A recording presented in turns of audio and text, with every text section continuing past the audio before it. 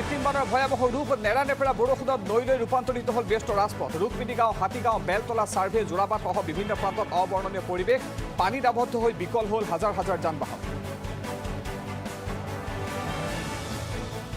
প্ৰদেশ কংগ্ৰেছৰ সভাপতি নিযুক্তিৰ পাছত কাইলৈ অসমলৈ গৌৰৱ গগৈ যোৰহাটত আদৰণিৰ বাবে কংগ্ৰেছ নেতাকৰ্মীৰ ব্যাপক আয়োজন দিল্লীত APCCৰ নৱগঠিত সমিতিৰে AICCৰ নেতৃত্বত বৈঠক ঐক্যবদ্ধভাৱে 26ৰ ৰণত নম্বৰ নিৰ্দেশনা ৰাজ্যসভা নিৰ্বাচনক লৈ বিজেপি মিত্ৰজোঁটৰ ৰণনীতি বাজপেয়ী ভৱনত মুখ্যমন্ত্ৰীৰ উপস্থিতিত অগপ বিজেপিৰ নেতৃত্বৰ মাজত বৈঠক সমিল মিলেৰে দুয়োখন আসনতে জয়ী হোৱাৰ বাবে পৰিকল্পনা বিজেপি আৰু অগপৰ কংগ্ৰেছ সাংসদ গৌৰৱ গগৈ পাকিস্তানেৰে যোগসূত্ৰ প্ৰসংগত তদন্ত অব্যাহত SITৰ শীঘ্ৰে SITয়ে তলব কৰিব গৌৰৱ গগৈৰ পত্নী এলিজাবেথ কলবাৰ্ণক গৌৰৱ গগৈকো তলবৰ বাবে অনুমতি বিচাৰি লোকসভাৰ অধ্যক্ষলৈ পত্ৰ প্ৰেৰণ তদন্তকাৰী গোটৰ জম্মু কাশ্মীৰৰ পৰা পাকিস্তানক সকিয়নি গৃহমন্ত্ৰী অমিত শ্বাহৰ গোৱাৰ নৌসেনাৰ যুদ্ধ জাহাজৰ পৰা প্ৰতিৰক্ষা মন্ত্ৰী ৰাজনাথ সিং আৰু সাৱধানবাণী ভুল কৰিলেই লগে লগে পাকিস্তানক শিক্ষা দিয়াৰ হুংকাৰ গৃহমন্ত্ৰী প্ৰতিৰক্ষা মন্ত্ৰীৰ আৰু ডেংগিৰ প্ৰাদুৰ্ভাৱৰ সময়তে আহিছে আশাৰ বতৰা শীঘ্ৰেই দেশৰ বজাৰলৈ আহিব ডেংগিৰ প্ৰতিষেধক চিটা অসমকে ধৰি দেশৰ 18 ৰাজ্যত চলি আছে প্ৰতিষেধকৰ সম্পৰীক্ষা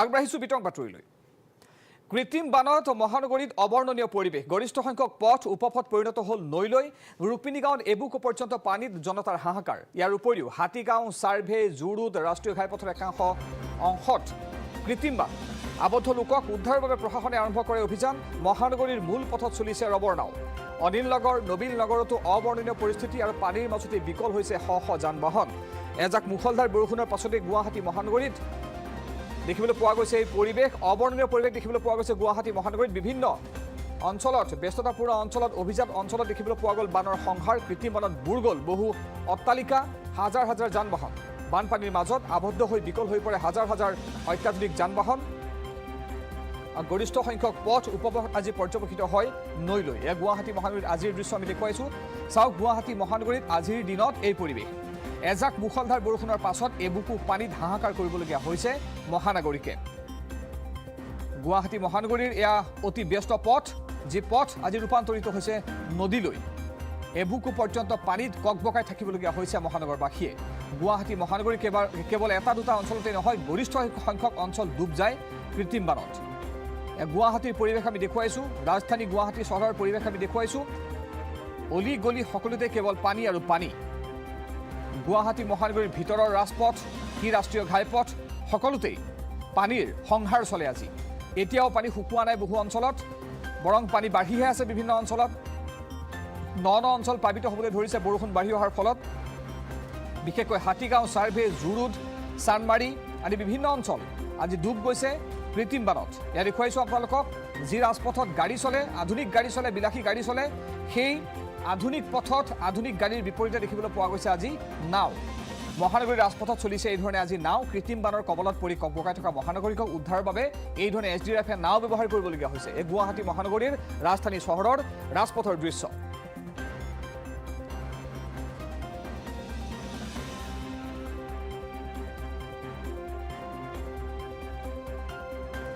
আজি বানপীড়িত অঞ্চলসমূহলৈ গৈ উদ্ধাৰকাৰীৰ দলে এই ধৰণে নাও লৈ বন্যাৰ্তসকলক উদ্ধাৰ কৰিবলগীয়া হয়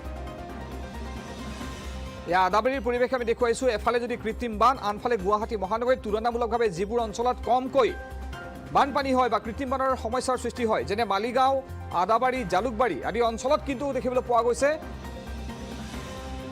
এয়া যান-জঁট দেখিবলৈ পোৱা গৈছে এক ভয়ংকৰ যান-জঁট দেখিবলৈ পোৱা গৈছে আদাবাৰী মালিগাঁও অঞ্চলত যদি আপুনি সেই পথেৰে যাবলগীয়া হৈছে তেন্তে আপুনি নিশ্চয় সন্মুখীন হ'ব এই ট্ৰেফিক জামৰ ইপিনে এই ধৰণে আজি বিকল হৈ পৰা বাহনসমূহ ঠেলি ঠেলি পাৰ কৰিবলগীয়া হৈছে বানাক্ৰান্ত অঞ্চল গুৱাহাটী মহানগৰীত কি পৰিৱেশে বিৰাজ কৰিছে আজিৰ দিনটোত বা শেহতীয়া পৰিস্থিতি কেনেকুৱা আমি আপোনালোকক দেখুৱাম পোনপটীয়া সম্প্ৰচাৰত আমাৰ কেইবাগৰাকীও সাংবাদিক উপস্থিত আছে গুৱাহাটী মহানগৰীৰ কেইবাটাও জলমগ্ন স্থানত আমি প্ৰথমে সংযোগ স্থাপন কৰিছোঁ জ্যেষ্ঠ সাংবাদিক বিমল ভূষণ মহন্তৰ সৈতে বিমল ভূষণ মহন্ত পোনে পোনে আপোনাৰ ওচৰলৈ আহিছে আজিৰ দিনটোৰ যিখন ছবি গুৱাহাটী মহানগৰীৰ যে সমগ্ৰ গুৱাহাটী মহানগৰী বুলি ক'লেও ভুল নহ'ব আজি প্ৰায় অধিকাংশ অঞ্চলতে গুৱাহাটী মহানগৰীত বানপানীৰ কবলত পৰি মহানগৰীকে হাহাকাৰ কৰিবলগীয়া হৈছে হাজাৰ হাজাৰ বিলাসী বাহন ডুব গৈ বিকল হ'বলগীয়া অৱস্থাৰ সৃষ্টি হৈছে আপুনি যদি উপস্থিত আছে জুৰুডৰ কোনটো অঞ্চলত বৰ্তমান আপুনি উপস্থিত আছে সেই অঞ্চলৰ পৰিৱেশ কেনেকুৱা চাওক নীলোৎপল আমি আজি উৰে দিন আমি বানপানীৰ কৃত্ৰিম বানৰ বিভিন্ন দৃশ্যাংশ দেখুৱাইছোঁ কিন্তু ইয়াৰ বাবে যেনেদৰে প্ৰশাসন দায়ী ইয়াৰ বাবে যেনেদৰে বিভাগসমূহ দায়ী সমান্তৰালকৈ যে সাধাৰণ নাগৰিকসকলো দায়ী তাৰ এটা দৃশ্যাংশ এই মুহূৰ্তত মই আমাৰ এই বুলেটিন যোগে দেখুৱাব বিচাৰিছোঁ মই এই মুহূৰ্তত যিখন ভৰলু নৈ আছে ভৰলু নৈ পাৰত আছোঁ ভৰলু নৈ পাৰৰ সৈতে সমান হৈ আছে কিন্তু ভৰলু নৈত এই যে পানীত উটি অহাৰ সময়ছোৱাৰ দৃশ্যাংশ চাওক এয়া মহানগৰবাসী যিসকলে আজি পানীত ককবকাই আছে তাৰ একাংশ লোকৰ কামৰ নমুনা এয়া চাওক গোটেই ভৰলুখনৰ এই যিহেতু দলংখনৰ যিখন জুৰোডৰ যিখন দলং সেই দলংখনৰ তলেৰে পানীখিনি বৈ গৈছে যদি উপঙি অহা সকলো সামগ্ৰী কিন্তু ইয়াত ৰৈ গৈছে আৰু এই চাওক হাজাৰ হাজাৰ বটল বিভিন্ন প্লাষ্টিকৰ সামগ্ৰী আজি ইয়াত এনেদৰে এইখিনিত উপঙি আছে আপুনি দেখা পাব এইসমূহ সামগ্ৰী আজি আহি ইয়াত উপঙিয়াই থাকি তেওঁলোক এই সামগ্ৰীসমূহ আহি ইয়াত লাগি ধৰিছে তে এই সামগ্ৰীসমূহ কোনে পেলাইছিলে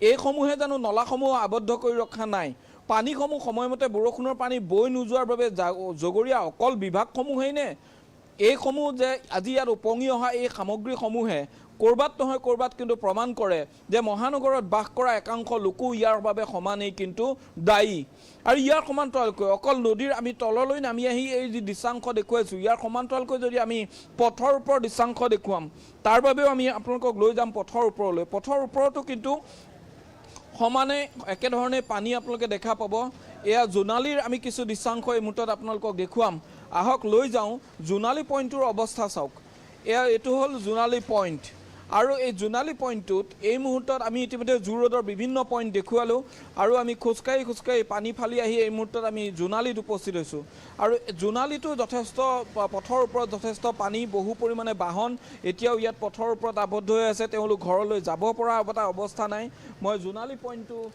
আমি ইয়াৰ পৰা জুম কৰি দেখুৱাবলৈ চেষ্টা কৰিছোঁ নীলোৎপল এয়া চাওক যথেষ্ট পৰিমাণৰ পানী এই মুহূৰ্তত জোনালী পইণ্টটো যদিও ওখ কৰা হৈছিল উৰণ সেতু বনোৱাৰ পিছত আৰু উৰণ সেতু বনোৱাৰ পিছত ওখ কৰা কিন্তু সেই ওখ কামত নাহিল আৰু কিন্তু এতিয়াও পানীৰ তলত বুল গ'ল জোনালীৰ এই বৃহত্তৰ পইণ্ট তাৰ সমান্তৰালকৈ আটাইকেইটা বাইলেনেই কিন্তু সমান্তৰালকৈ পানীৰ তলত এই মুহূৰ্তত আৰু এয়া দৃশ্যাংশ চাওক ইয়াৰ পৰা যি অনিল নগৰে হওক নবীন নগৰ ফালে যিসমূহ বাইলেন সোমাই গৈছে জোনালীৰ পৰা সেই আটাইকেইটা বাইলেন তাৰ সমান্তৰালকৈ যদি আনটো দিশত অম্বিকাগিৰি নগৰৰ ফালে যদি সোমাই যোৱা যিসমূহ বাইলেন তাতো সম্পূৰ্ণৰূপে প্ৰতিটো বাইলেন এই মুহূৰ্তত পানীৰ তলত আৰু কোনোবাটো বাইলেনত যদি এআঁঠু কোনোবাটোত হয়তো তাতকৈ বেছি পানী কোনোবাটোত হয়তো তাতকৈ কম পানী এনে এটা পৰিৱেশ এই মুহূৰ্তত সমগ্ৰ এই গোটেই অঞ্চলটোৱে এতিয়া পানীৰ তলত আছে বুৰ গ'ল আৰু এয়া কৃত্ৰিম বানৰ এয়াই ইয়াৰ ভয়াৱহ এটা ৰূপ আৰু এই মুহূৰ্তত নীলোৎপল মই দেখুৱাইছোঁ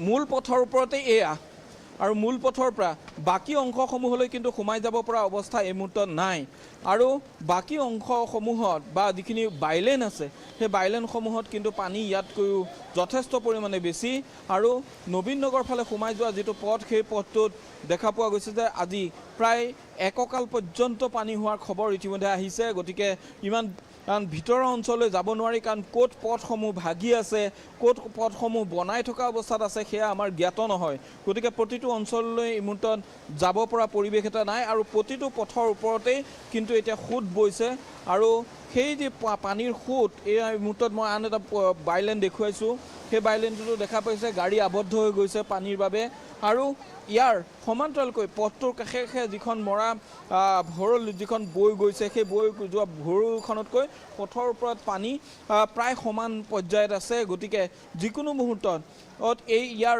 বাকী বাইলেনসমূহৰ পৰা যিদৰে পাহাৰৰ পৰা পানীসমূহ বৈ আহিছে গতিকে পানীৰ কিন্তু ধাৰ কমা নাই প্ৰথম কথা পথৰ ওপৰে সোঁত বৈছে হৈছে আৰু দ্বিতীয় কথাটো হ'ল যে পানীৰ পৰিমাণ কিন্তু লাহে লাহে বাঢ়ি আহিছে বিমল ফুকন মহন্ত কিছু সময় লাইনত থাকক আপুনি আমি আমাৰ আন এগৰাকী সাংবাদিক গুঞ্জনৰ ওচৰলৈ যোৱাৰ চেষ্টা কৰিছোঁ এবাৰ আমি গুঞ্জনক পাইছোঁ লাইনত গুঞ্জন আপুনি গুৱাহাটীৰ কোনটো অঞ্চলত উপস্থিত আছে বিমল ফুকন মহন্ত ইতিমধ্যে দেখুৱাইছে জুৰুডৰ জোনালী অঞ্চলৰ দৃশ্য আপুনি য'ত উপস্থিত আছে সেই অঞ্চলত বানৰ বিভীষিকা কেনেকুৱা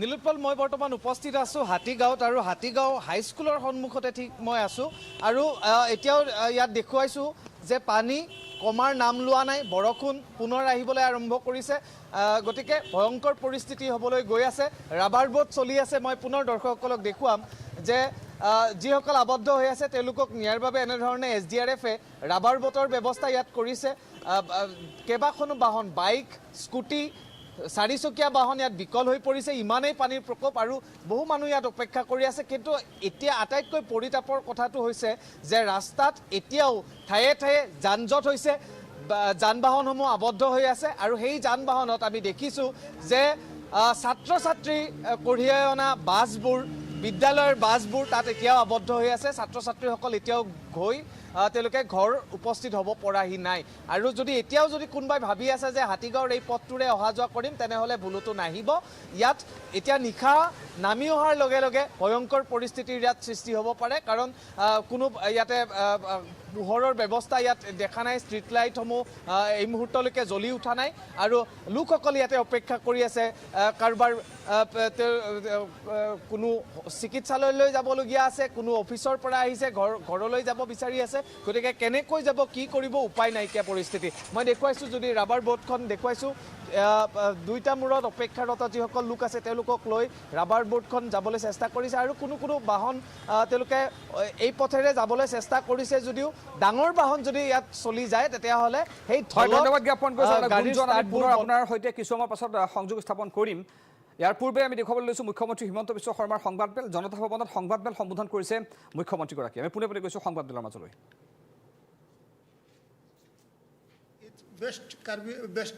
Western Assam, Southern Assam, and particularly this Kamrup and Kamrup Metro. In fact, though in the report it is being shown as orange, but now the IMD has upgraded its alert to red for Kamrup and Kamrup Metro. Now, how it is impacting, suppose if I take the 4 days forecast. So while 4 days forecast, jodi amilo khali akhomor lole hobo, we will also have to see the nearby states. So ami nearby state duita mane dekhsu Arunachal Pradesh as well as Meghalaya. Ki kene ko mane tate borkhun hua homauna ase. So if I say only Assam, so then these are the districts of the Southern Assam and these are the districts of the Western Assam. They are the districts starting from Nalbari up to 𝐶𝐈𝐿. All districts are basically in the red. And here 𝐶𝐕𝐿, West 𝐶𝐕𝐿, Dima Hasao, Kachhar, Karimganj and Hailakandi. These are the districts in Southern Assam. A2 mane khub dharakhat borkhun poar mane ase. If I shift to this prediction tomorrow, ki to amar prediction kotha ki ase ki ji ajir prediction ase to maximum accuracy thake, kali ase to 95% accuracy thake. To he kane kali kane he to ako update then it will be, but what it looks like ki Western Assam will receive the rain tomorrow also. Day after tomorrow pura alap mane etu hoka hobo. So that way how this is building the situation. Now it is compounded by another thing. Meghalaya is receiving a very heavy rainfall today. So Meghalaya besi pani ase, amar Western Assam besi pani ase, Southern Assam besi pani ase. So that basically puts us in a very precarious situation, and that is why this kind of alertness. In fact, last 1 week, more than 1 week, we have been giving this alert that people should be alert about the landslide as well as floods, because the kind of situation which is building up is really precarious. Now I'm coming to a little bit that what kind of flood preparedness etc. we did. So we have pre-positioned our NDRF, SDRF at 8 locations. These are the 8 districts where NDRF is located. There are 58 positions where SDRF is there. 6 locations where we have made a new kind of force, that is DDRF, District Disaster Response Force. Then we have Honorable Minister and nodal officers appointed from district different revenue department as well as ASDMA. They have visited to different districts, reviewed the situation. Honorable Minister himself visited Dhemaji, Majuli, Lakhimpur, Biswanath, Sonitpur and Tamilpur. And thereafter, we have seen today Honorable CM had a VC with all the districts for reviewing the situation with all of them. And allocation of OMSS rice from FCI, we have got 20,000 metric ton, and that rice we have allocated to the districts. We have also placed 100 crore rupees to them. And this multi-layered flood preparedness starting from the thematic meetings that we started from the ASDMA in the month of March, we completed, these are the dates which is given, starting from 5th March, 27th March we did in the ASDMA. Then all thematic groups, 7th April, Honorable Revenue Minister had a thorough review. Thereafter, the respected Chief Secretary sir had a thorough review. And thereafter, the field visit by different dignitaries that I have already said. So these are the things which were part of the preparedness. We did all the kind of things. Still, I am moving. There are certain do's and don'ts for the people. In fact, landslide is very, very important thing. So these are the districts, that is Kachhar, Dima Hasao, Hailakani, Kamrup Metro, 𝐶𝐈𝐿𝐴, 𝐶𝐶 and West 𝐶𝐈𝐿𝐴. The people who are living in the landslide affected areas of these places, they are requested to kindly be very, very, means they should be very, very alert.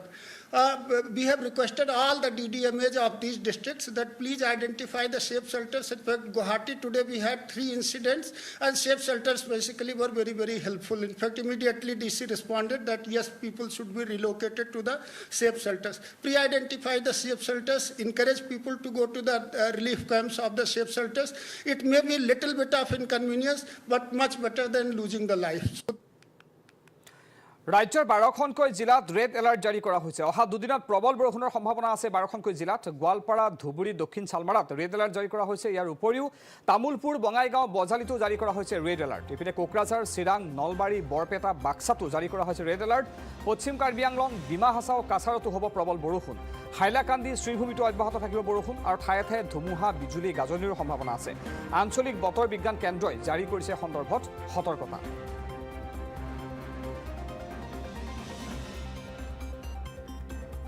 ৰাজ্যৰ 12খনকৈ জিলাত জাৰি কৰা হৈছে red alert. অহা দুদিনত প্ৰবল বৰষুণৰ সম্ভাৱনা আছে ৰেড এলাৰ্ট জাৰি কৰা এই 12খনকৈ জিলাত। জিলাকেইখন হৈছে গোৱালপাৰা, ধুবুৰী, দক্ষিণ চালমাৰা, তামুলপুৰ, বঙাইগাঁও, বজালি, কোকৰাঝাৰ, চিৰাং, নলবাৰী, বৰপেটা, বাক্সা, পশ্চিম কাৰ্বি আংলং, ডিমা হাছাও, কাছাৰ, হাইলাকান্দি, শ্ৰীভূমি এইকেইখন জিলাত জাৰি কৰা হৈছে ৰেড এলাৰ্ট। ৰেড এলাৰ্ট আৰু ঠায়ে ঠায়ে ধুমুহা, বিজুলী, গাজনিৰ সম্ভাৱনা আছে।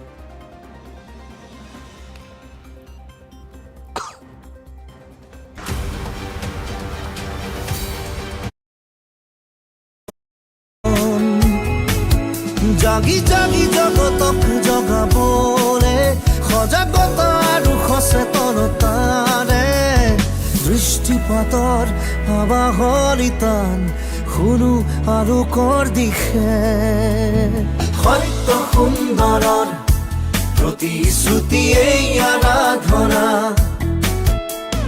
সুস্থ সংবাদৰ ফলশ্ৰুতি হ'ব সভ্যতা।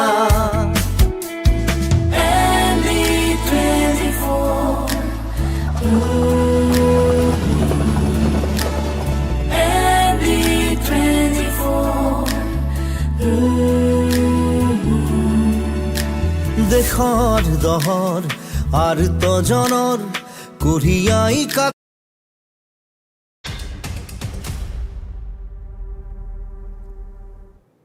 এটা বিৰতিৰ পাছত উভতি আহিছোঁ পুনৰ প্ৰাইম 24লৈ। মুখ্যমন্ত্ৰী হিমন্ত বিশ্ব শৰ্মাই সংবাদমেল সম্বোধন কৰিছে বান পৰিস্থিতিক লৈ। আমি পোনে পোনে গৈছোঁ সংবাদমেলৰ মাজলৈ। আৰু অফিচ একে তেওঁলোকে ডেফিনেটলি অফিচ কৰিব আৰু যি দূৰৰ পৰা আহিব লাগে তেওঁলোকে অফিচ কৰাৰ প্ৰয়োজন নাই। শনিবাৰে প্ৰাইভেট স্কুল নাথাকে, কিন্তু গুৱাহাটী বিশেষকৈ কামৰূপ আৰু কামৰূপ মেট্ৰত আমি স্কুলখিনিও অহাকালি দিনটোৰ কাৰণে বন্ধ ৰাখিব কৈছোঁ। গভৰ্ণমেণ্ট স্কুলখিনি, প্ৰাইভেট স্কুলখিনি এজ ইউজুৱেল বন্ধ হৈ থাকে। বাকী আমাৰ যিসকলে প্ৰাইভেট প্ৰতিষ্ঠান আদিত কাম কৰে তেওঁলোককো মই তেওঁলোকৰ স্বত্বাধিকাৰীসকলকো অনুৰোধ কৰিম যে যদি ক'ৰবাত দুজনৰ জেগাত এজন মানুহে দি দোকানখন চলাব পৰা যায় দূৰৰ পৰা অহাজনক অহাকালিৰ দিনটো আমি ছুটি দিলে বেয়া নহয়, কিন্তু আমি চৰকাৰৰ পৰা সেইটো অৰ্ডাৰ কৰিব খোজা নাই, তেওঁলোকে নিজে ব্যৱস্থা ল'লে ভাল হ'ব। ইয়াৰ উপৰিও আমি গোটেই পৰিৱেশটো পৰ্যবেক্ষণ কৰি থাকিম, য'ত যেনেকুৱা প্ৰয়োজন হয় আমি ৰাইজক সষ্টম কৰি দিয়া আৰু ৰাইজক যি ধৰণে সকাহ দিব লাগে তাৰ বাবে আমি চেষ্টা কৰিম। কিন্তু বাংলাদেশৰ পৰা বেচিক্যালি বংগোপসাগৰৰ পৰা যিটো ক্লাউডৰ প্ৰেছাৰ আহি আছে, সেই প্ৰেছাৰটো আজিতো থাকিবই, অহাকালিও কণ্টিনিউ হ'ব। কালি যদি কিবা ৰিভাইজ প্ৰেডিকশ্যন কৰে আমি ডেফিনেটলি আপোনালোকক অৱগত কৰিম। যদি আপোনালোকৰ Sir, if you can repeat in English this brief.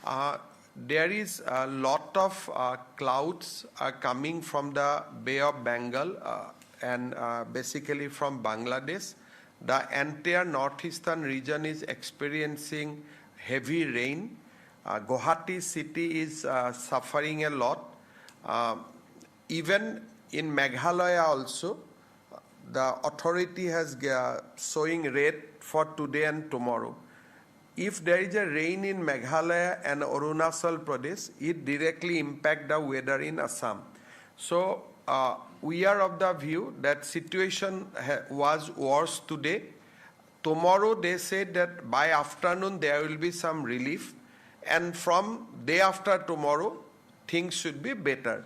But at the same time they have also said that they are periodically reviewing it. So once we get fresh prediction, we'll share it with you immediately. But as of now, situation is not very good. We have declared tomorrow a special casual leave for the government employee. However, those who are whose office and quarters are same, they will attend the offices. But those who has to come from little distance, tomorrow they may not come. That will be counted as a special casual leave. This is for Kamrup and Kamrup Metro, not for entire Assam. This is only for Kamrup and Kamrup Metro district. Private school normally remain closed on Saturday, but we have advised that all government schools will remain closed tomorrow. Colleges, universities will also remain closed tomorrow, so that people do not have to suffer. We have also instructed our city police to regulate traffic inside the city, because this is not, tomorrow will not be a normal day. So we have advised police to regulate the traffic. Whatever can be sent to Upper Assam via Baihata Sarile Tezpur, they should be pushed through that, so that there is less pressure in Guwahati city. So there is also report of 3 landslide incident. However, there is no casualty. We advise people to take extreme caution. গুৱাহাটীত আমি দেখা পাইছোঁ যে গুৱাহাটীত কেইটামান জাগাত পানী উঠিছে। ৰুক্মিণী গাঁও, সিজুবাৰী, বশিষ্ঠপুৰ, পাঞ্জাবাৰী, সাতগাঁও, অনিল নগৰ, ত্ৰিপুৰা ৰোড, চানমাৰী, মালিগাঁও। কিন্তু মই মালিগাঁৱৰ পৰা এতিয়া আহিছোঁ, বহুত নহয়, কিন্তু এইকেইটা জাগাত বৰষুণৰ পানী আছে। বৰষুণটো কমিলে পানীখিনি ওলাই যাব, কিন্তু যেতিয়ালৈকে কণ্টিনিউৱাছ বৰষুণ আহি থাকে তেতিয়ালৈকেতো ৰিলিফ নাপায়, কাৰণ যিমান পানী ওলাই যায় তাতকৈ বেছি পানী ওপৰৰ পৰা পৰি আছে। জুৰুডৰ এতিয়ালৈকে মোৰ হাতত ৰিপৰ্ট অহা নাই, কিন্তু ময়ে ক'লোঁ ৰাতিপুৱা মই 12টা বজাত যাওঁতে ৰাস্তা ধুনীয়া হৈ আছিলে, মই নেশ্যনেল হাইৱে দি পাৰ্টি অফিচত গৈছিলোঁ। এতিয়াতো ঘূৰি আহোঁতে মই কষ্ট পাইছোঁ। গতিকে চেঞ্জিং চিটুৱেশ্যন, পানীটো পৰি আছে, আৰু আজিতো দিনটো অত্যন্ত বেয়াৰ ৰিপৰ্ট আছিলে, কমপ্লিট ৰেড আছিলে, আৰু অহাকালিও ৰেড আছে, কিন্তু গধূলিৰ পিছত ইম্প্ৰুভ দেখুওৱা আছে।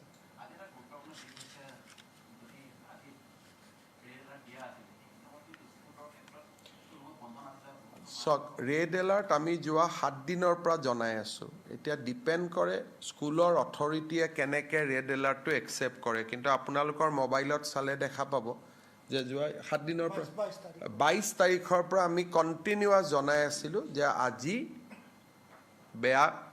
অত্যন্ত বেয়া পৰিৱেশ হ'ব বুলি। আমি 22 তাৰিখৰ পৰা কণ্টিনিউৱাছলি ৰেড এলাৰ্ট আমি দি আছোঁ, আৰু আপোনালোকৰ মোবাইলবিলাকতো আপোনালোকে ডেফিনেটলি এলাৰ্ট পাই আছিলে।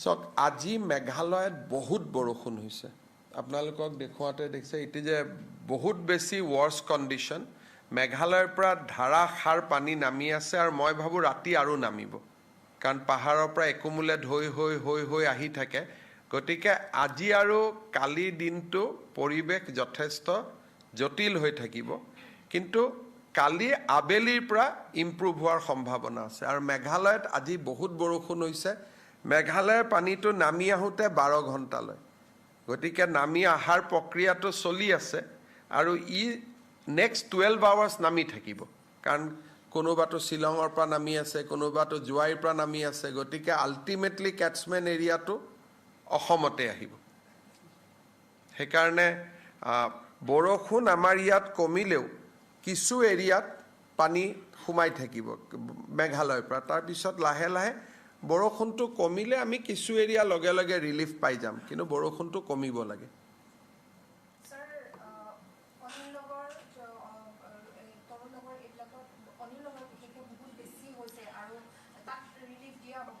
আজি মই যাক যেনেকৈ পাৰোঁ ৰিলিফ দিব কৈছোঁ অনিল নগৰ তৰুণ নগৰত আৰু আজি এটা বিশেষ সমস্যা হৈছে চুইচ গেটখনৰ তলতে পাথৰ এটা ৰখি গৈছে সেইকাৰণে চুইচ গেটখনেও আজি ভাল কৰি কাম কৰা নাই চুইচ গেটটো যেতিয়া নমাই দিছে তাত এটা পাথৰে তাক অবষ্ট্ৰাক্ট কৰি লৈছে নদীত পাথৰ বা কি এনেকৈ আহি আছিলে চাব লাগিব এইকাৰণে মই ডিচিক কৈছোঁ যে তাত যাতে বিশেষ ব্যৱস্থা লয় মানুহখিনিক সহায় কৰাৰ কাৰণে কিন্তু কালি 2টা বজাৰ পিছত ইম্প্ৰুভ হোৱাটো কালি 2 বাজে কা বাদ দেখায় না কালি 2টা বজাৰ পিছত ইম্প্ৰুভ হোৱা দেখুৱাইছে কিন্তু এতিয়ালৈকে আমি কণ্টিনিউৱাছ ৰেইন পায়ে থাকিম আৰু ৰেইন পাই থকাৰ পিছত আকৌ মেঘালয়ৰ পৰা পানী নামিব গতিকে অন্ততঃ ফৰকাষ্টটো বহুত ভাল নহয় ৱেষ্টাৰ্ণ আছাম চিৰাং বঙাইগাঁও বা নামনি অসমত আৰু বেছি পানী আহিব বৰষুণ আৰু যথেষ্ট থাকিব স্যাৰ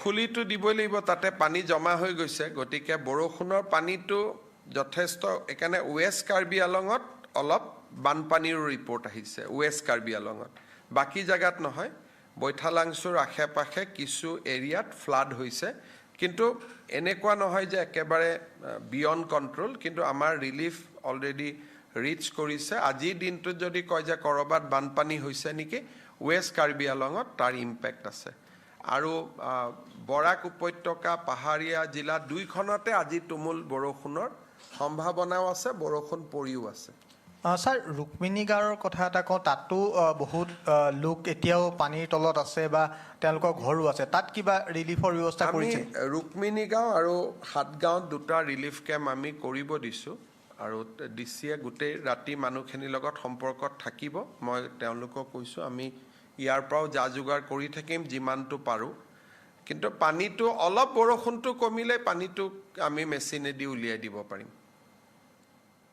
হ'ব Sir, one question. Guwahati always get water from the hills, but we are seeing a lot of muddy water coming out in this Jorabad area where we visited. So has this is a very important issue. Meghalaya Chief Minister on 2nd June, I have invited Honorable Chief Minister Meghalaya Conrad Sangma to discuss this issue with us. He is coming on 2nd June. We'll discuss that. Some water will have to come, like if Arunachal there is a rain, people gets flood here. So I cannot say that Meghalaya is a hill, so Meghalaya water bound to come to Guwahati. But that should not be, basically that should not also be,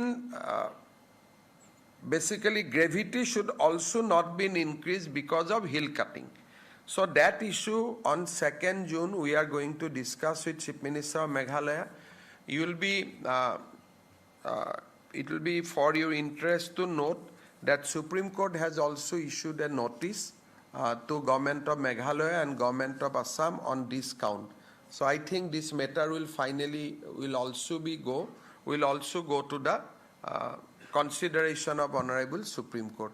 Day before yesterday, Supreme Court has issued a notice to both Government of Assam and Government of Meghalaya regarding hill cutting in Jorabad. But sir, do you think that this hill cutting issue that you're talking about is really aggravating the things very much? You see, আজি আৰু কালি যিটো পৰিৱেশ হৈ আছে, I should not blame any state because the situation is really grave. Cloud is coming continuously from Bangladesh, Bay of Bengal. So even if there is no hill cutting, then also we'll get water. Because today and tomorrow this situation is completely different and I should not blame somebody. But yes, the another issue, Guwahati, Juripar area, Tripura Road, this area, there is a problem because of hill cutting in Jorabad. But today's situation is much more bigger. Ajir পৰিৱেশটো যথেষ্ট ডাঙৰ পৰিৱেশ ইয়াত অমুকৰ কাৰণে আহিছে তমুকৰ কাৰণে আহিছে বুলি কৈ লাভ নাই কাৰণ there is a huge clouds are coming. আপোনালোকক প্ৰেজেন্টেশ্যনটো আমি শ্বেয়াৰ কৰি দিম বহুত বেছি ক্লাউড বংগোপসাগৰৰ পৰা আহি আছে গতিকে today's situation I think it is beyond anybody's control. মই যদি কওঁ যে অমুকৰ কাৰণে হৈছে তমুকৰ কাৰণে হৈছে this is wrong. Today it is a nature's fury.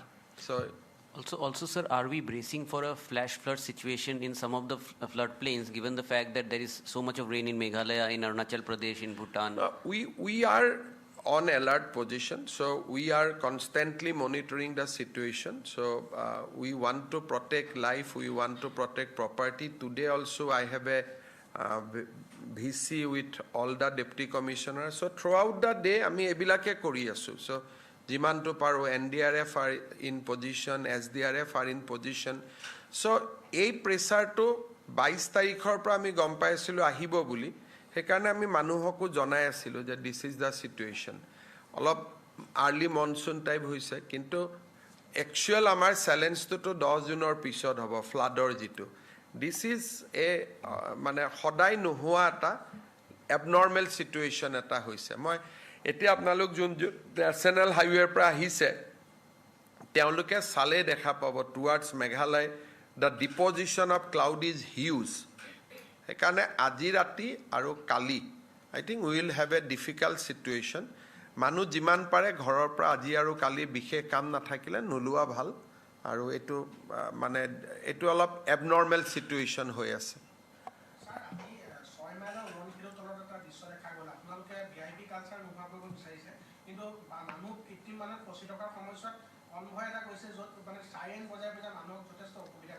কোনে কৰিছে তো মই নাজানো কোনবাই কৰিছে যদি এটো ডেফিনেটলি এটো উচিত নহয় আৰু এতিয়াতো মই গৈ চাই আহিছো কনভয়েত গৈতো লাভ নাই মই ৰখি আহিছো এতিয়া আপুনি যদি নেশ্যনেল হাইৱেটি আহে কনভয় লৈ লাভ নাই তাতে যিটো পৰিৱেশ হৈ আছে গতিকে কোনবাই অলপ সুযোগ পাই যদি উলাই গল আৰু কিন্তু আদাৰৱাইজ এটো পসিবল নহয় এতিয়া আৰু অলপ এটো হৈ যায় ৰুক্মিণী নগৰৰ ফ্লাইওভাৰখন আমি খতম কৰিব লাগিছিল মে মাহত কিন্তু তেওঁলোকে মেত পাৰা নাই জুনত খতম হৈ যাব জুনৰ শেষৰ ফালে বা জুলাইৰ ফাৰ্ষ্টত এটো বাৰু এটা টিপিক্যাল প্ৰবলেম বিশেষ এটা কাৰণত হৈ আছে তাৰ পিছত আমি পাৰ্মানেন্ট ৰিলিফ পাই যাম এটো এটা আৰু ম্যাক্সিমাম এমাহ লাগিব হ'ব স্যাৰ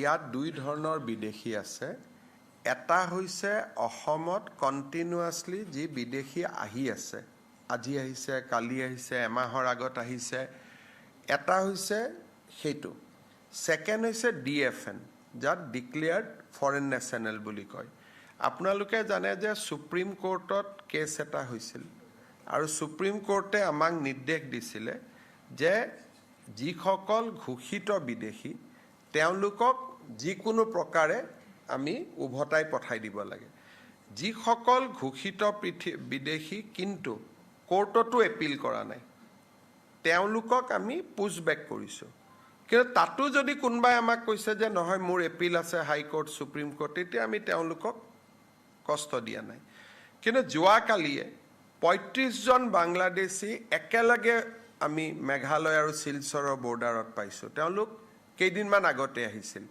গতিকে তেওঁলোকৰ ক্ষেত্ৰত আমি লগে লগে পুজো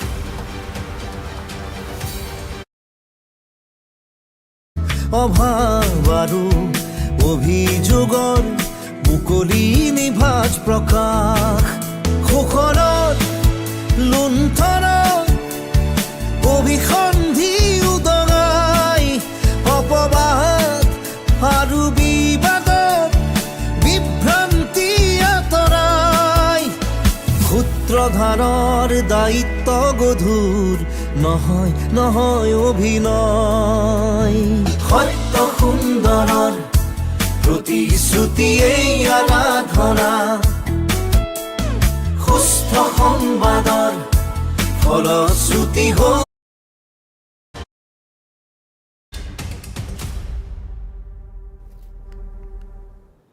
এটা বিৰতিৰ পাছত উভতি আহিছোঁ পুনৰ বাতৰিৰ মাজলৈ কৃত্ৰিম বানমুক্ত আৰু স্মাৰ্ট চিটিলৈ উন্নীত কৰাৰ নামত শ শ কোটি টকা ব্যয় হ'ল ৰাজধানী গুৱাহাটীত ছুপাৰ চাকাৰৰ পৰা বৃহৎ নলা জলাশয়ৰ কলেবৰ বৃদ্ধি আদি অজস্ৰ আঁচনি লোৱা হ'ল গুৱাহাটীত কিন্তু এজাক বৰষুণতে প্ৰত্যেকবাৰৰ দৰেই এই বাৰিষাটো কৃত্ৰিম বানত এক প্ৰকাৰ উটি গ'ল স্মাৰ্ট চিটি কিংবা গুৱাহাটী মহানগৰীৰ সমগ্ৰ আভিজাত্য আমার হিমান্ত মামার স্মার্ট সিটি শক স্মার্ট সিটি গোল ডুবি আমার হিমান্ত মামা নেক্সট চাব আপনি আমার হিমান্ত মামার স্মার্ট সিটি বাগুন হয়ে গেছে এতিয়া আপনি চাই লব উটি গ'ল গুৱাহাটী স্মাৰ্ট চিটি যিসকল লোকে ঘৰৰ পৰা ওলাম বুলি ভাবিছে হাতীগাঁৱৰে যাম বুলি ভাবিছে বিশেষভাৱে হাতীগাঁৱৰে নাযাব যদি আপোনালোকৰ বেছি লাগতিয়াল যদি কাম নাই তেতিয়াহ'লে হাতীগাঁৱৰ মূল পথ ব্যৱহাৰ নকৰিব আগতীয়া মৌচুমীয়ে কঢ়িয়াই অনা বাৰিষাত ডুবি কক বকাইছে মহানগৰ গুৱাহাটীৰ আভিজাত্যই মেঘালয়ত বৰষুণ দিলে ইয়াত পানী হয় এইটো মন্ত্ৰীয়ে বৰষুণ দিয়াৰ পিছত গম পোৱা কথা নহয় আৰু যদি তেওঁ মন্ত্ৰী এজনে মেঘালয়ত বৰষুণ দিয়াৰ পিছত গম পাইছে যে গুৱাহাটীত পানী হয় তেতিয়াহ'লে তেওঁ ইয়াৰ পৰা এই দায়িত্ব এৰি দিয়ক কলা চাইবৰণীয়া লেতেৰা পানীত হাবুডুবু খাইছে কৃত্ৰিম বানমুক্ত গুৱাহাটীৰ বছৰ বছৰ জোৰা চৰকাৰী প্ৰতিশ্ৰুতিয়ে ৰাবাৰ বতৰ হয় তেনেধৰণে এতিয়া তেওঁলোকে পাৰ হ'বলগীয়া হৈছে ৰাজধানী গুৱাহাটীত ভয়াৱহ ৰূপ কৃত্ৰিম বানৰ মই আপোনাৰ বেংকৰ পৰা ওলাই আহিছিলোঁ কাষ্টমাৰ তাত যাব লৈছিলোঁ এতিয়া আৰু যাব নোৱাৰিম আৰু যিহেতু ইমান পানী হৈছে চাৰ্ভে ব্ৰাঞ্চৰ পৰা ওলাইছিলোঁ কিন্তু এতিয়া আৰু ঘূৰি যামগৈ আৰু বেংকত চাকৰি কৰে হয় হয় এক্সিছ বেংকত কোনফালে চাব কোন দিশেৰে যাব চৌদিশে লেতেৰা পানী আৰু লেতেৰা কদৰ্য পানী দুদিন ধৰি কলহৰ মুখেৰে বাগৰা বৰষুণৰ ফলত জলমগ্ন গুৱাহাটীত জমৰ যাতনা ভুগিছে গুৱাহাটীবাসীয়ে তেওঁ মাছ বিক্ৰীৰ কাৰণে আহিছিল এতিয়া তেওঁ মাছ এনেকৈ লৈ গৈ আছে এয়া হৈছে পৰিস্থিতি এয়া চাওক গাড়ী বিকল হৈছে দৃশ্যসমূহ চাই যাওক আৰু অনুধাৱন কৰক বাস্তৱ এয়া হাতীগাঁও ৰাজপথত SDRF NDRFৰ যন্ত্ৰচালিত নাও বিয়লি 3 বজাৰ দৃশ্য এয়া অসংখ্য ইয়াত বাইক অসংখ্য ইয়াত গাড়ী ইয়াত বিকল হোৱা আমি দেখিবলৈ পালোঁ আৰু তাৰ মাজত এতিয়া চাওক মহানগৰীৰ হাতীগাঁৱত এতিয়া এনেধৰণে উদ্ধাৰৰ বাবে যিসকলে আবদ্ধ হৈ পৰিছে যিসকলে অহা যোৱা কৰিব পৰা নাই তেওঁলোকে এনেধৰণে বতৰ সহায়ত আহিবলগীয়া হৈছে SDRF ইয়াত নামিছে আৰু পুৱাৰ ভয়াৱহ পৰিৱেশটো চাওক এবাৰ এই গাড়ীখন চাওক কেমেৰাৰ সন্মুখত চাওক গাড়ীখন চাওক এইখন গাড়ীখন দেখুৱাওক এই চাওক বাগৰি কেমেৰাৰ সন্মুখত গাড়ীখন বাগৰি গৈছে দিনটোৰ ভিন্ন কাম লৈ ওলাই অহা মহানগৰবাসীৰ দুৰ্দশা এয়া যিমানেই সময় আগুৱাইছে বাঢ়ি আহিছে পানীৰ ঢল কি ব্যৱস্থা কৰিছে আপুনি পাৰিষদ হিচাপে ভিতৰলৈ গৈছেনে মানুহবিলাকক চাইছেনে আপুনি দেখিছে এতিয়া মোক আহি পেলাই আপোনালোকে মোক দেখিছে মই যিমানখিনি পৰা আমাৰ GMCৰ মানুহ ইয়াতে ৰখি আছে আৰু স্কুলখনত পানী হৈছিলে আমি পাম্পছেটৰ ব্যৱস্থা কৰিছোঁ পাম্পছেট আহি আছে স্কুলখনত দিবলৈ আৰু বাকী যিখিনি আমাৰ বাইলেনৰ আগখিনি একচুৱেলি আমাৰ কাম হৈয়ে আছে কামখিনি আমি কৰি উঠিব পৰা নাই সেইকাৰণে পানী হৈছে কোনো গুণে কম নহয় বেলতলা ৰোডৰ দৃশ্য এনেধৰণৰ সমস্যা গুৱাহাটী মহানগৰীত এই সমস্যাসমূহ নতুন নহয় তেওঁলোকে ক'ৰবালৈ যদি ওলাই আহিছিলে এতিয়া তেওঁলোকে যাব নোৱাৰে মাজভাগতে তেওঁলোকৰ স্কুটিখন বিকল হৈ গৈছে তেওঁলোকে আগলৈ যাব নোৱাৰে দুৰ্গন্ধময় লেতেৰা পানীৰ সোঁত ফালি আগুৱাই যাবলৈ ওলোৱা মহানগৰবাসীয়ে ককবকাবলগীয়া পৰিস্থিতিৰ ৰাজপথত গুৱাহাটী মহানগৰীৰ মাজমজিয়াৰ এই জীৱনটোক লৈ এতিয়া বহুতে শংকিত কাৰণ গাঁৱৰ কোনো জকাই চুকৰ ছবি নহয় এয়া গুৱাহাটী মহানগৰীৰ মাজমজিয়াৰ ছবি যোৰাবাটৰ পৰিৱেশটো চাওক এইবাৰ মেঘালয়ৰ পৰা নামি অহা পানীত এককাল পৰ্যন্ত পানী যোৰাবাটত চানমাৰীতো একেই দুৰৱস্থা, বিপৰ্যস্ত জনজীৱন।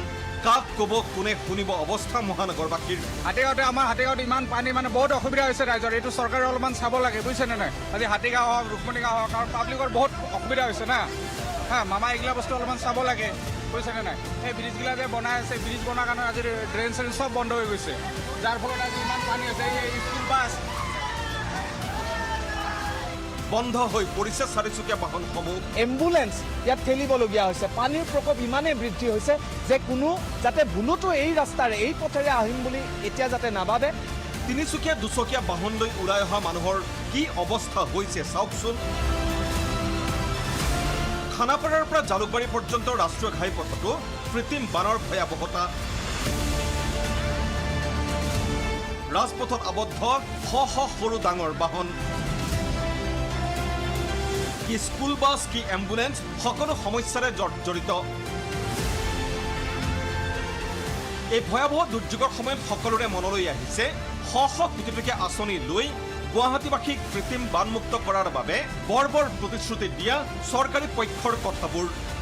এই গেলা পানী খচকি এই বোকা পানীৰ মাজেৰে তেওঁলোকে অহা যোৱা কৰিব লাগে, আৰু এইটো ধ্ৰুৱ সত্য। আৰু যেতিয়ালৈকে মন্ত্ৰী আৰু আমোলাৰ এই সমস্যা সমাধানৰ বাবে তেওঁলোকৰ মনত কোনো ধৰণৰ তেওঁলোকৰ আচলতে মানসিকভাৱে তেওঁলোক যেতিয়া এইটো পৰিকল্পনা তেওঁলোকে নকৰিব যে এই সমস্যাটো সমাধান কৰিব লাগে, তেওঁলোকৰ বিবেকে যেতিয়ালৈকে নক'ব তেতিয়ালৈকে তেওঁলোক এই সমস্যা সমাধান নহয়।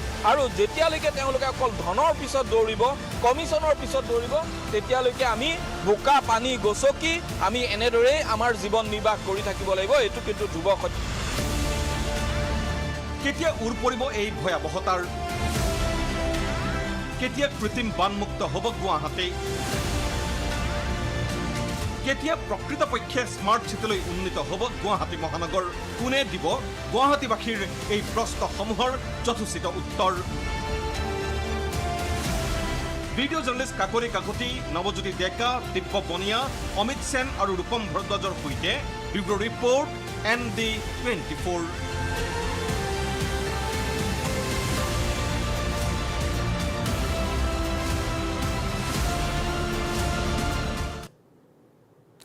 ইপিনে কৃত্ৰিম বানৰ মাজতে গুৱাহাটীত ভয়ংকৰ ঘটনা সংঘটিত হৈছে। চানমাৰীৰ উন্মুক্ত পদপথত সোমাল এগৰাকী ছাত্ৰী। কোনোমতে ৰক্ষা পৰে ছাত্ৰীগৰাকী, মুহূৰ্ততে ৰাইজে উদ্ধাৰ কৰে ছাত্ৰীগৰাকীক। এই ভয়ংকৰ ঘটনা সংঘটিত হৈছে গুৱাহাটী মহানগৰীৰ একেবাৰে মাজমজিয়াৰ চানমাৰীৰ এটা উন্মুক্ত নলাত, পদপথৰ এটা উন্মুক্ত নলাত পৰি যায় ছাত্ৰীগৰাকী। সেই সময়ত বানপানীৰে ভৰি আছিল নলাটো। চাওক, কি এক নিশ্চিত মৃত্যুৰ মুখৰ পৰা বাচি আহিল ছাত্ৰীগৰাকী। তাত উপস্থিত থকা স্থানীয় লোকে টানি নলাটোৰ পৰা উলিয়াই আনে ছাত্ৰীগৰাকীক। ফুটপাথেৰে খোজকাঢ়ি আহি থাকোঁতে হঠাৎ নলাটোত সোমাই যায় ছাত্ৰীগৰাকী। কোনোমতে আজি প্ৰাণ ৰক্ষা পৰিছে ছাত্ৰীগৰাকীৰ। ঘটনাস্থলীত উপস্থিত থকা স্থানীয় লোকে টানি পানীৰ মাজৰ পৰা, নলাৰ ভিতৰৰ পৰা উদ্ধাৰ কৰে ছাত্ৰীগৰাকীক। এই ভয়ংকৰ ঘটনা সংঘটিত হৈছে আজি কিছু সময় পূৰ্বে চানমাৰীত।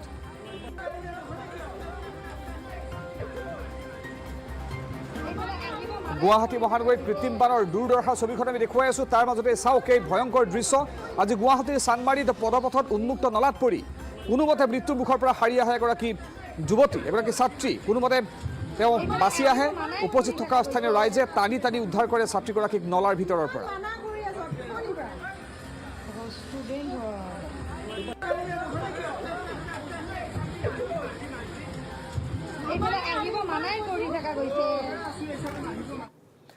পুনৰ ৰঙা নদী জলবিদ্যুৎ প্ৰকল্পৰ পানী মুকলি। বান্ধৰ 1 নম্বৰ গেটেৰে এৰিছে পানী। প্ৰতি ছেকেণ্ডত 161.74 ঘনমিটাৰ পানী এৰিছে কৰ্তৃপক্ষই। আৰু যিকোনো মুহূৰ্তত ৰঙা নদীয়ে ল'ব পাৰে ভয়ংকৰ ৰূপ। নামনি অংশত বানৰ আশংকা প্ৰকাশ কৰা হৈছে।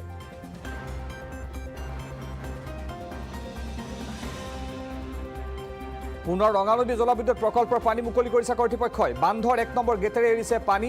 প্ৰতি ছেকেণ্ডত 161.74 ঘনমিটাৰ পানী এৰিছে কৰ্তৃপক্ষই। ফলত যিকোনো মুহূৰ্ততে ৰঙা নদীয়ে ল'ব পাৰে ভয়ংকৰ ৰূপ।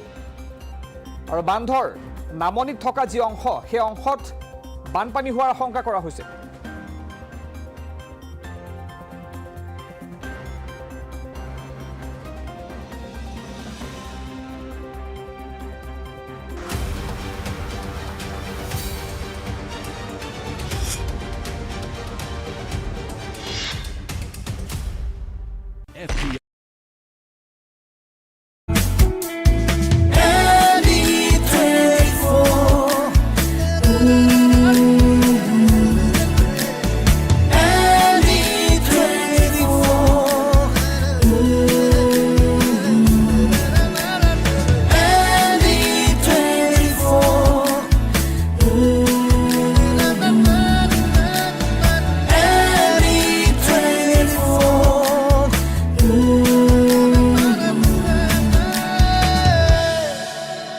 24.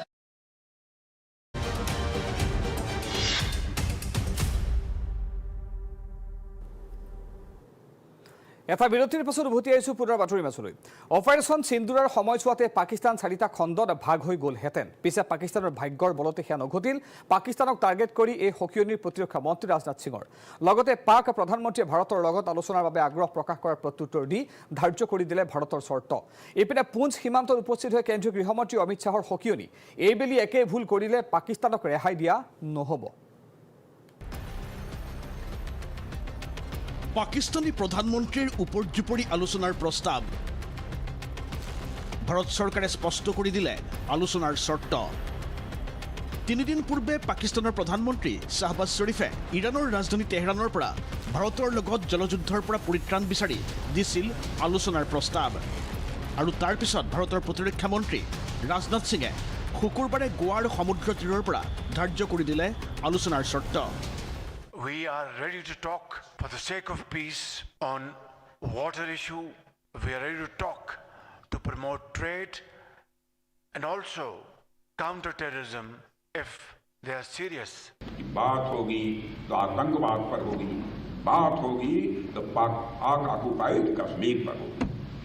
अगर पाकिस्तान बातचीत को लेकर गंभीर है तो उसे हाफिज सईद और मसूद अजहर जैसे आतंकवादियों को भारत को सुपर्द करना चाहिए ताकि उनके साथ भी इंसाफ किया जा सके। লগতে প্ৰতিৰক্ষা মন্ত্ৰী ৰাজনাথ সিঙৰ সকিয়নি হাফিজ সঈদ মাছুদ আজহাৰৰ দৰে বিচত্ৰা সন্ত্ৰাসবাদীক ভাৰতৰ হাতত গতাই দিবই লাগিব পাকিস্তানে। पाकिस्तान के हक में यही बात होगी कि वह अपनी जमीन पर चल रही आतंकवाद की नर्सरी को अपने हाथों से उखाड़ देंगे। इसकी शुरुआत उसे हाफिज सईद और मसूद अजहर जैसे आतंकवादियों को भारत के हाथों में सौंपने से करनी चाहिए। অপাৰেশ্যন সিন্ধুৰ শীৰ্ষক সামৰিক যুদ্ধৰ এতিয়া বিৰতি চলিছে যদিও ভাৰতৰ কূটনৈতিক যুদ্ধ অব্যাহত ৰৈছে পাকিস্তানৰ বিৰুদ্ধে। তাৰ এই অংশস্বৰূপে ভাৰতৰ সৰ্বদলীয় প্ৰতিনিধি দলে ভ্ৰমণ কৰিছে ইখনৰ পিছত সিখন দেশ। জনমত গঢ়িছে পাকিস্তান আৰু সন্ত্ৰাসবাদীৰ বিৰুদ্ধে। সমান্তৰালকৈ বাহাল আছে সিন্ধু জলচুক্তি স্থগিত ৰখাৰ সিদ্ধান্ত। তাৰ মাজতে শুকুৰবাৰে পুনৰ পাকিস্তানক উদ্দেশ্য কৰি এলানি কঠোৰ সকিয়নি ভাৰতৰ গৃহমন্ত্ৰী আৰু প্ৰতিৰক্ষা মন্ত্ৰীৰ। किसी भी प्रकार का आक्रमण भारत सहन नहीं करेगा। इसका सटीक और इससे भी बुलंद जवाब दिया जाएगा। हाफिज सईद मुंबई हमलों का गुनाहगार है।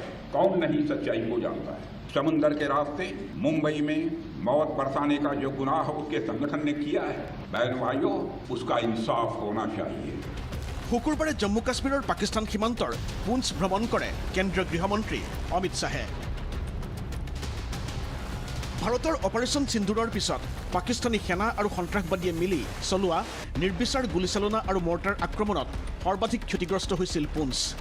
दूसरे दिन भारत में जम्मू कश्मीर में रिहायशी इलाकों में गोलीबारी और इसका सबसे बड़ा नुकसान हमारे पुंछ को हुआ। আনহাতে গোৱালৈ গৈ প্ৰতিৰক্ষা মন্ত্ৰী ৰাজনাথ সিঙে পৰিদৰ্শন কৰে ভাৰতীয় নৌসেনাৰ যুদ্ধজাহাজ INS বিক্ৰান্ত। মন্তব্য ভাৰতীয় নৌসেনাৰ শক্তি সামৰ্থ্যৰ কথা 1971 পৰাই ভালদৰে বুজি পায় পাকিস্তানে। 1971 जब इंडियन नेवी हरकत में आई थी वह 1 से 2 हो गया था। मैं पाकिस्तान की बात कर रहा हूँ। जब हमारी इंडियन नेवी हरकत में आई थी तो पाकिस्तान 1 से 2 हो गया था। আৰু অপাৰেশ্যন সিন্দুৰত নৌসেনা সামিল হোৱা হলে আজিৰ পাকিস্তান 4 টুকুৰা হৈ গ'লহেঁতেন। अगर ऑपरेशन सिंदूर में भारतीय नौसेना अपनी फार्म में आई होती तो पाकिस्तान के 2 टुकड़े ही न होते, बल्कि मैं समझता हूँ शायद 4 टुकड़े हो जाते। পাকিস্তান ভাগ্যৱান যে নৌসেনাৰ ফায়াৰ পাৱাৰৰ সন্মুখীন হ'বলগীয়া নহ'ল এইবেলি। इस बार तो पाकिस्तान को भारतीय नौसेना की फायर पावर का सामना नहीं करना पड़ा, मगर दुनिया जानती है अगर पाकिस्तान ने इस बार कोई नापाक हरकत की तो हो सकता है कि इस बार की ओपनिंग और किसी के द्वारा न हो, हमारी नेवी के द्वारा हो। যুদ্ধ শেষ হোৱা নাই বুলি দোহাৰি প্ৰতিৰক্ষা মন্ত্ৰীৰ সকিয়নি এইবেলি যদি পাকিস্তানে ভুলৰ পুনৰাবৃত্তি ঘটায় তেনেহ'লে আৰু সুযোগ দিয়া নহ'ব সেই ভুলৰ শুধৰণিৰ। ऑपरेशन सिंदूर अभी खत्म नहीं हुआ है, वह सिर्फ एक विराम है। अगर पाकिस्तान ने फिर वही गलती की, यदि पाकिस्तान ने फिर वही गलती की, तो भारत का उत्तर और भी कठोर होगा और इस बार उसे संभलने का मौका भी नहीं मिलेगा। ইফালে পুঞ্চত যিসকল নিৰীহৰ মৃত্যু হৈছিল সেইসকলৰ পৰিয়ালৰ সদস্যৰ চৰকাৰী চাকৰিত নিযুক্তি পত্ৰ বিতৰণী অনুষ্ঠানত অংশ লয় গৃহমন্ত্ৰী অমিত শ্বাহে।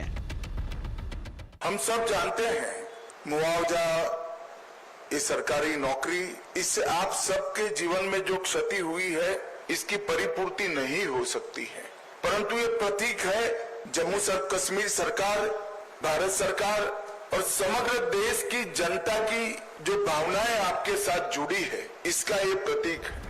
লগতে সন্ত্ৰাসবাদক লৈ আজিৰ ভাৰত চৰকাৰৰ নীতি দুহাৰি হকিয়নি পাকিস্তানক। और जैसे भारत सरकार की देश के प्रधानमंत्री मोदी जी की नीति है कि हर आतंकवादी हमले का जवाब इतनी ही तत्परता और इतनी ही कठोरता से दिया जाएगा। ইয়াৰ পিছতে সীমান্ত নিৰাপত্তা বাহিনীৰ এক মত বিনিময় অনুষ্ঠানত ভাগ লয় কেন্দ্ৰীয় গৃহমন্ত্ৰীগৰাকীয়ে। সাক্ষাৎ কৰে পুঞ্চত পাকিস্তানৰ আক্ৰমণত আক্ৰান্ত হোৱা বিভিন্ন পৰিয়ালৰ সদস্যকো। News desk ND24। ৰাজ্যসভাৰ নিৰ্বাচনৰ বাবে বিজেপি মিত্ৰজোঁটৰ তৎপৰতা। বশিষ্ঠৰ বাজপেয়ী ভৱনত দুই দলৰ বৈঠক। মুখ্যমন্ত্ৰীৰ উপস্থিতিত বৈঠকত গুৰুত্বপূৰ্ণ সিদ্ধান্ত। এখন আসনত বিজেপি, এখনত অগপই কৰিব প্ৰতিদ্বন্দ্বিতা। ৩ জুনত অনুষ্ঠিত হ'ব বিজেপি নিৰ্বাচন সমিতিৰ বৈঠক আৰু প্ৰাৰ্থীৰ 3জনীয়া তালিকা প্ৰেৰণ কৰিব কেন্দ্ৰীয় নেতৃত্বলৈ। কেন্দ্ৰীয় নেতৃত্বইহে চূড়ান্ত কৰিব বিজেপিৰ প্ৰাৰ্থীৰ নাম। অগপৰ প্ৰাৰ্থী নিৰ্বাচিত কৰিব দলটোৰ নেতৃত্বই। 19 জুনত ৰাজ্যসভাৰ 2খন আসনৰ বাবে নিৰ্বাচন আৰু মুখ্যমন্ত্ৰীৰ উপৰিও বৈঠকত আছিল ৰাজ্যিক বিজেপি সভাপতি দিলীপ শইকীয়া। অগপৰ সভাপতি অতুল বৰা, কেশৱ মহন্ত, সাংসদ ফণীভূষণ চৌধুৰীয়েও অংশগ্ৰহণ কৰে বৈঠকত।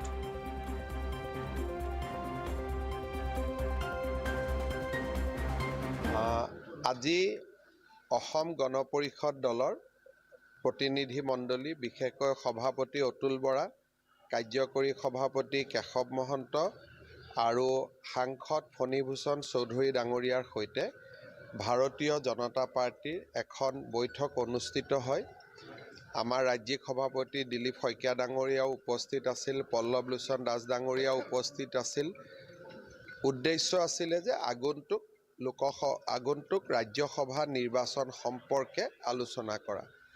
আপোনালোকে জানে যে এইবাৰ ৰাজ্যসভাত দুখন আসন খালী হ'ব আৰু 2খন আসনতে আমাৰ NDAৰ সাংসদ বৰ্তমানলৈকে আছে।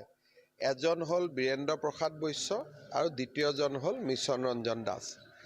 আজি আমি দুইটা দলে আনুষ্ঠানিকভাৱে বহি এইটো সিদ্ধান্ত গ্ৰহণ কৰিলোঁ যে এখন আসনত AGPয়ে প্ৰতিদ্বন্দ্বিতা কৰিব আৰু এখন আসনত বিজেপিয়ে প্ৰতিদ্বন্দ্বিতা কৰিব। অৰ্থাৎ 2খন আসন খালী হ'ব, 2খন আসন আমাৰ দুইটা দলৰ মাজত আমি ভগাই লৈছোঁ।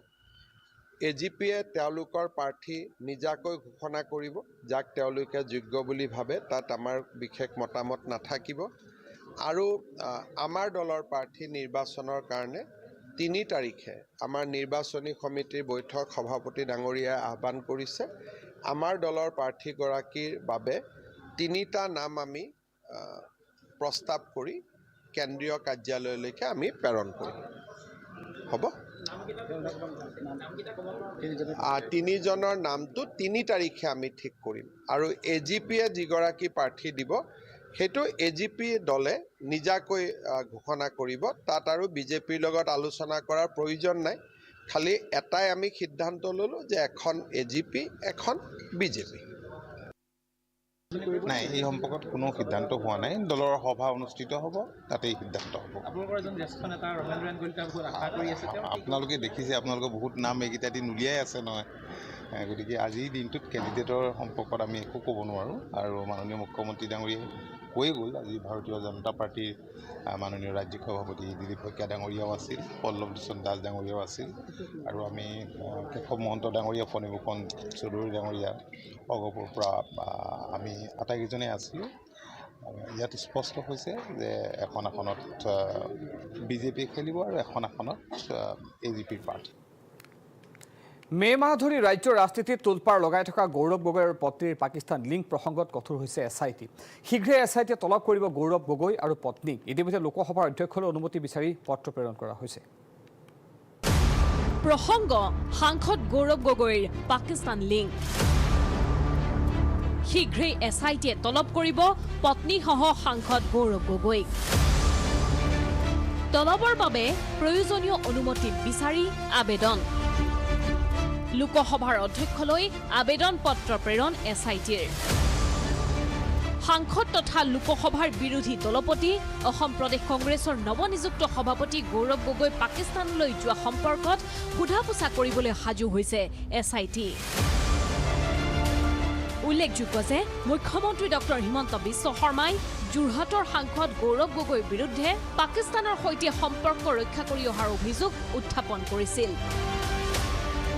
ইপিনে গৌৰৱ গগৈৰ পত্নী এলিজাবেথ কোলবাৰ্ণ গগৈয়ে পাকিস্তানৰ এটা সংস্থাৰ সৈতে কৰিছিল কাম। পত্নীয়ে কাম কৰি থকাৰ বাবে গৌৰৱ গগৈয়ে পাকিস্তান ভ্ৰমণ কৰি ISR সৈতেও সম্পৰ্ক ৰক্ষা কৰা বুলি অভিযোগ মুখ্যমন্ত্ৰীৰ। আৰু এই অভিযোগৰ তদন্তৰ বাবে অসম আৰক্ষীৰ এছআইটিয়ে সোধা পোছা কৰিব সাংসদ গৌৰৱ গগৈক।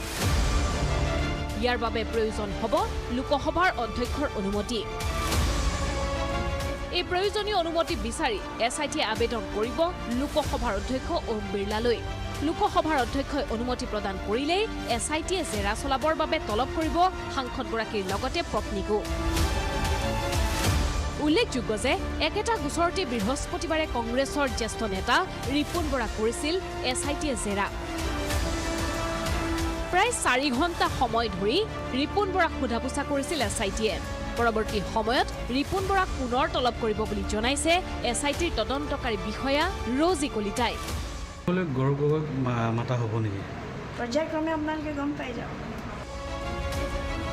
আশ্চৰ্যজনক যে বৃহস্পতিবাৰৰ জেৰাত ৰিপুণ বৰাই দলৰ ডেমেজ কণ্ট্ৰলৰ বাবে গৌৰৱ গগৈৰ পাকিস্তান লিংক সম্পৰ্কত মুখ্যমন্ত্ৰীয়ে কৰা অভিযোগৰ প্ৰত্যুত্তৰ দিছিল বুলি স্বীকাৰোক্তি দিছে। দিছে মানে তেখেতে নিজে কৈছে যে কিছুমান বস্তু ডেমেজ কণ্ট্ৰলৰ কাৰণে ক'ব লগা হ'ল, পাৰ্টিৰ ডেমেজ কণ্ট্ৰলৰ কাৰণেহে ক'ব লগা হৈছে বুলি তেওঁ নিজে কৈছে। আৰু তেওঁ অলপ ভাবিও চাব বুলি। স্মৰ্তব্য সাংসদ গৌৰৱ গগৈ ইতিমধ্যে সংবাদমেলৰ জৰিয়তে প্ৰায় 14 পৰা 15 বছৰ পূৰ্বে পাকিস্তান ভ্ৰমণ কৰাৰ কথা স্বীকাৰ কৰিছে। ভিডিঅ' জাৰ্নেলিষ্ট পৱন কলিতাৰ সৈতে সন্তি দাসৰ ৰিপৰ্ট ND24।